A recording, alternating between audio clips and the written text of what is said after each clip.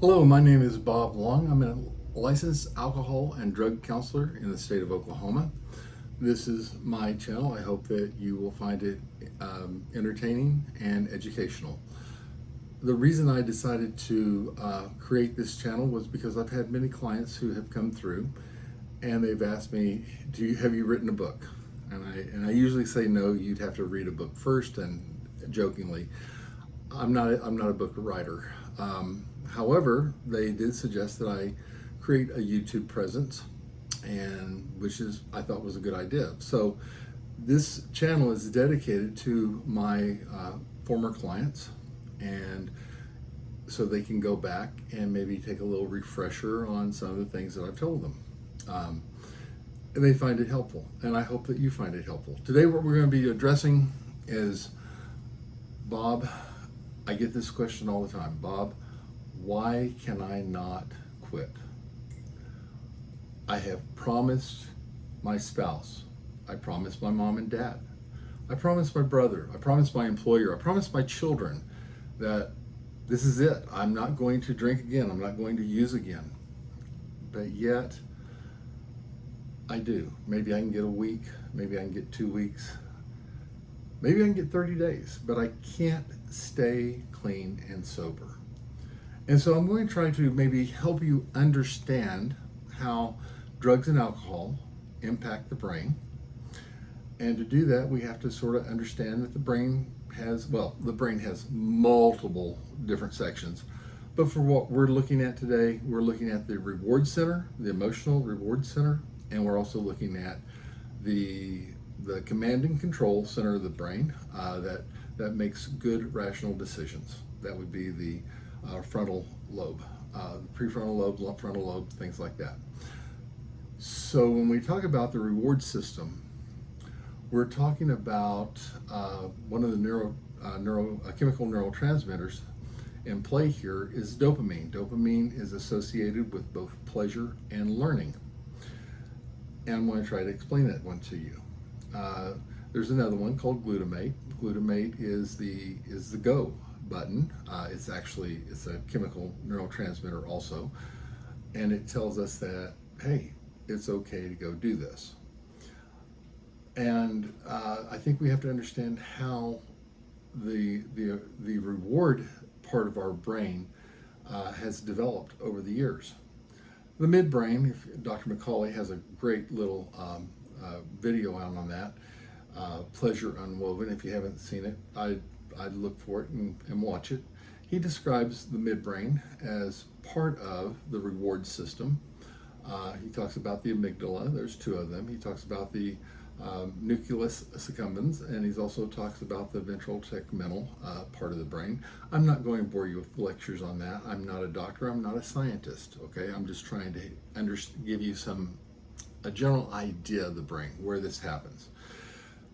So the brain is kind of wired to know what's good in our environment for survival and what's not good. And so let's take food, for instance.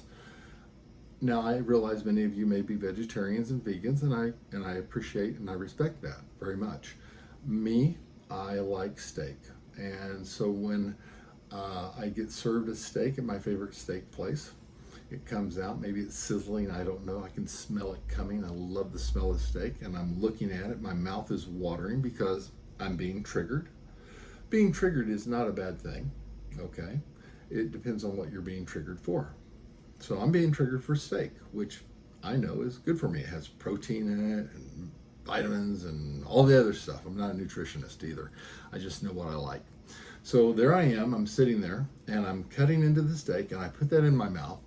And as soon as I take that first bite, I'm getting somewhere between 100 to 150 units of dopamine being released into the brain. That's significant, by the way. And then glutamate comes along and says, wow, look at all this dopamine. What's going on here? Steak, it tastes good, has a lot of dopamine. It must be good for survival. And it sort of locks it into my unconscious long-term memory. That steak's good. So now, when I walk outside and the neighbor's got the grill going, and I smell steak, or the grill, just maybe the charcoals are lighting up, my mouth starts watering. I become triggered. I have steak cues now. And I start thinking, I wonder if he's going to invite me over. I wonder if I have steak in the refrigerator. Probably not. So I come in, I look, and I have 2 hot dogs. Okay, well, hot dogs on a grill is certainly not steak, but this part of the brain will take substitutions, and it says, you know what, that will work. How does that apply to, say, an alcoholic who likes to drink whiskey and maybe drinks, I don't know, half a gallon a day?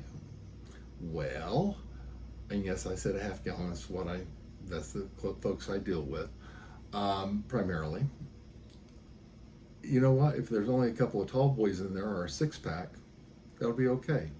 That's the equivalent of a hot dog to a steak in alcoholic terms.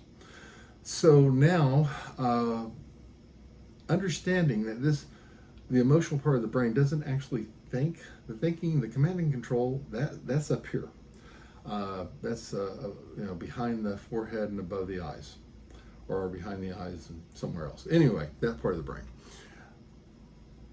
If we start believing that certain food is good for us when it's not good for us, like chocolate cake, ice cream, candy, sugar, because that does also release dopamine, we're pretty much on our way to My 600-Pound Life, which is a show about eating addictions. If you've never watched this show, maybe you should, because in that show, you have many people who have had some type of trauma in their life.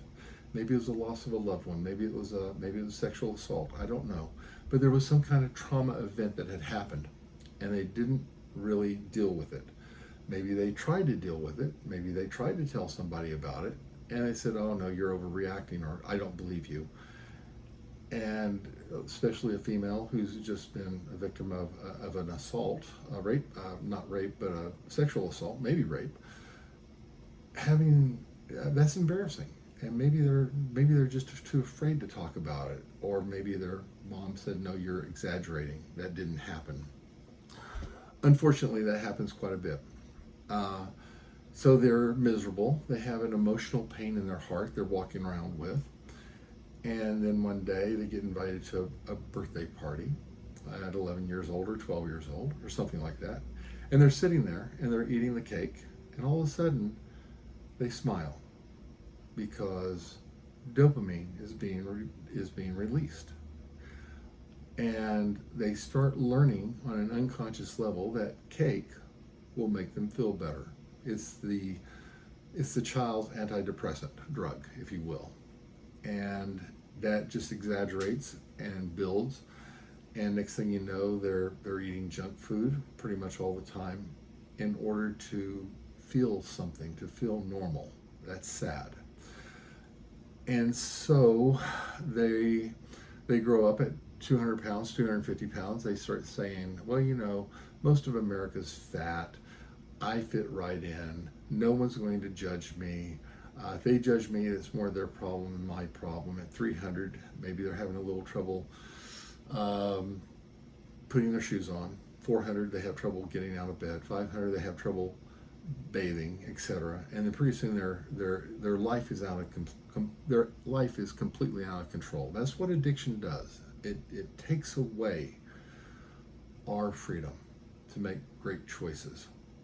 So anyway, that's one thing that the emotional part of the brain does. It tells us what's good for survival.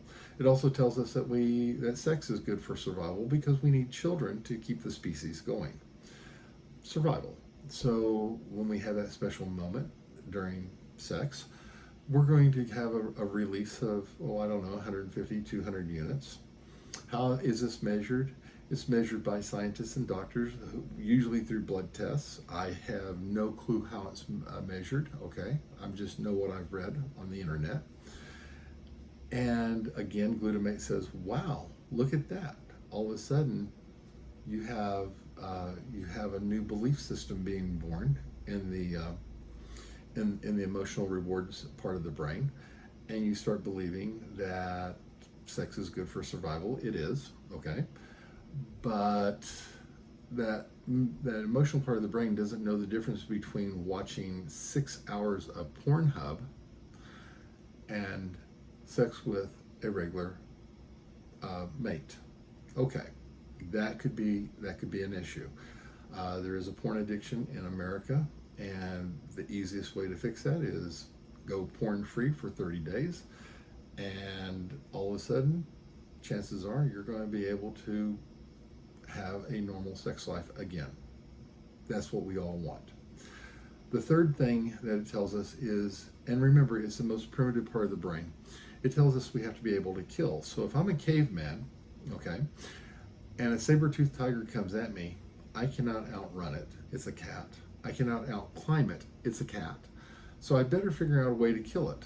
And so once I figure out to get a pointy stick and do whatever I have to do to survive, I have dopamine being released into my brain. I have a whole bunch of other chemical neurotransmitters being released into my brain. Serotonin is going to be released into my brain. Adrenaline is certainly going to be released into my brain. And then all of a sudden, I get this idea, and glutamate says, hey, you know what? We're going to remember this, that pointy sticks and killing is good for survival. I've read some of the autobiographies and biographies of serial killers in America, and many of them say about the same thing. Their first kill was their best. And then every kill after that, every subsequent kill, they were trying to recapture that feeling. And in my world, what I do for a living, that's called chasing the dragon. So I started thinking, well, maybe this reward center is where there's a birth of all these addictions. And unconsciously, we're learning a lot of things that are not even close to being true or right. And we have, and I think many of you can relate to this, if you've ever watched a cartoon and you had a little devil on one shoulder and a little angel on the other, which one do they listen to? Okay, I mean, it's supposed to be funny, so they're going to listen to the devil, tell him all these horrible things that they can do to have fun, and they're going to listen to it, and it turns out usually bad for the cartoon character. It turns out bad for the rest of us too. And that's the way I kind of look at addiction. I call that the little voice of addiction that likes to sit on my shoulder and give me the rationalizations and justifications to go do those things that I already promised everyone that still cares about me that I wouldn't do again. I get manipulated into doing it because when I said I don't want to do that anymore, I meant it. Flat out. That's me talking. But yet my actions don't marry up with what I say. Therefore, I must be being manipulated, and I am. I am being manipulated by that little voice of addiction. And if you really listen to that little voice of addiction, it's probably about a 12 or 13-year-old kid telling me what to do to mess up my life and ruin it. And I think most of us have always thought of that voice as just our voice. And so if we relapsed and we told people we weren't going to, we have a tendency to beat ourselves up. Like, what's wrong with you? Why did you do that? I can't believe you did that. Okay? Again, that's not your voice. That's the little voice of addiction talking to you. And it's telling you it's beating you up. It's making you feel bad to the point that you say, screw it, I'm going to go and get high again. I'm going to go out and get drunk again. I'm going to go use again. I'm going to get stoned. So we have been talking about normal releases of dopamine being enough to program us to believe that steak or maybe chocolate cake is good for survival. But when we come to drugs and alcohol, something very hideous happens. There's a protein called a transporter. I'm not going to get too technical here, but the dopamine is in the synaptic cleft gap, and it's not supposed to stay there. It's supposed to be released. The transporter is supposed to transport it, and so it can be recycled. Um, that doesn't happen when you have certain substances. Methamphetamine is the granddaddy of them all. It hijacks that transporter, it binds to it, and it doesn't allow for the release of dopamine. So there's an accumulative effect. So now it would appear that we're getting, depending on which website you go to, anywhere from 1,000 to 1,250 units of dopamine from methamphetamine. Think about that for a second. Steak is going to release around 150, sex maybe 150 to 200, something like that. Now we're talking 1,250, something 10 times more powerful than sex. We're talking methamphetamine. And at that point, not only does it get locked into our long-term memory that methamphetamine is good for our survival based upon the amount of dopamine, we also start believing that we absolutely have to have it for survival. That's dependency. And where it's going to be not just locked into place, it's going to be welded into place, padlocked into place, the key is going to be thrown away. And fighting this unconscious belief can get very, very demanding. Alcohol, I believe, from my last time I looked that up, is around 400, 450. That's after you take a few drinks and you get that buzz going, okay?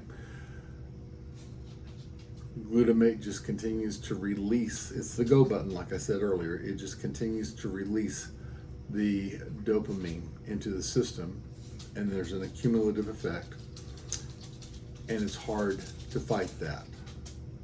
Cocaine, same deal. So anyway, guys, that's where the little voice of addiction comes in.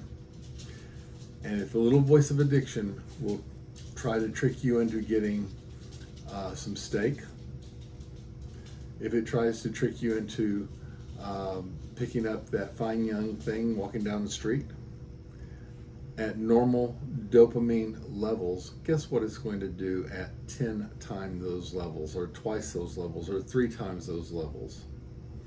It's hard. It's going to be very hard to beat that. That little voice of addiction, I think we should recognize it. I think we should name it. Yes, name it.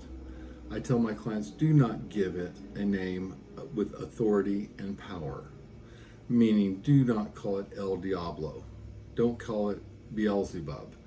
I don't want to fight the devil on a daily basis. It may feel like that's what we're doing, but I don't want to do it. So I give it a name, like mine is Ernie. Ernie tries to talk me into doing stupid stuff all the time. Ernie may, if I'm driving down the street and there's a pretty girl walking down the street, Ernie may say, "Hey, I wonder if she needs a ride." And I have to be in charge. I have to say, "Ernie, shut up. We're going to the store, we're going to get the milk, and we're going to go home. I'm in charge." Again, Ernie doesn't care that I'm married. Ernie doesn't care about a lot of things. And I think we have to understand why Ernie doesn't care. The survival part of the brain, which is where Ernie lives or resides, if you want to use that term, especially the survival part of the brain, only cares about the next 15 or 20 seconds of your survival. And so, what are the odds if you're at a bar at 1 o'clock in the morning, they're going to close down at 2 o'clock here in Oklahoma, what are the odds in the next 15 to 20 seconds that you're going to get a DUI? I mean, you're sitting at the bar. Chances are you're not. In the next 15 to 20 seconds at 1 o'clock on a Friday night, what are the odds of you getting a divorce, or your wife leaving you, or your spouse leaving you? What are the odds of getting fired from your job in the next 15 to 20 seconds? Well, it's not going to happen in the next 15 to 20 seconds, so we order more. We order another drink. We order, or we do whatever we're going to do. And that little voice, like I said earlier, will beat us up the next day to the point where we go out and use again. That there is a playbook.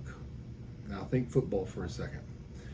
Every team has its little playbook, and the players have to memorize it. They know what they're doing.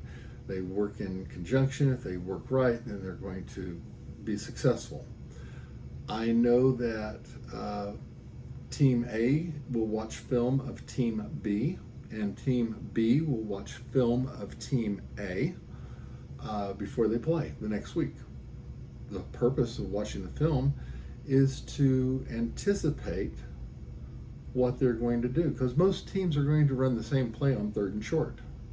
Okay, I mean they are, and what they're going to do at 3rd and short in the red zone may be a little different at 3rd and short at the 50-yard line, maybe a little different 3rd and short at their own 20, but predictably they're probably going to run the same thing. And the reason I say they watch film of each other is because if they can anticipate what the other team is going to do, they can stop it. That's critically important for us to remember. Ernie, my little voice of addiction, knows me forward and backwards. It knows how to manipulate me. It knows how to use every single emotion, from happy to sad, from depressed to anxious. It knows how to use every single event that happens in my life. I say hello to a friend and they don't say hello back. My little voice of addiction can spin that right around into a reason to go use or go do something stupid again. And up until, with my clients, up until that I tell them this, I tell them 15 minutes ago, you always thought that was your voice. Now you are recognizing that it's not your voice. It is the voice of addiction that's talking, and it's the voice of addiction that's manipulating you. And this voice is usually a child, and we need to take control back over our lives. 35-year-old man should not be listening to a 13-year-old kid tell them what to do. Just not. It shouldn't happen. But yet that happens on a daily basis with addicts. And I think that we have to start recognizing that. And then we just need to start saying, what I say is, Ernie, shut up. That's not going to happen. Ernie, be quiet. No, Ernie. And sometimes I'm very, very forceful and very stern with Ernie.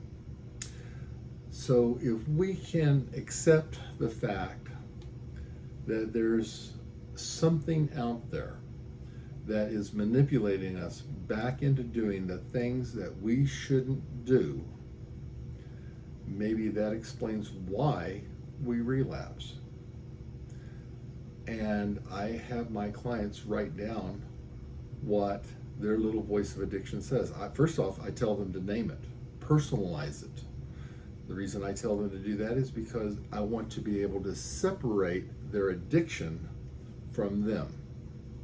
They beat themselves up enough. They need to have a face. They need to have a target for that healthy hatred that I hope they develop for their meth or for their alcohol or for their heroin or for whatever it is.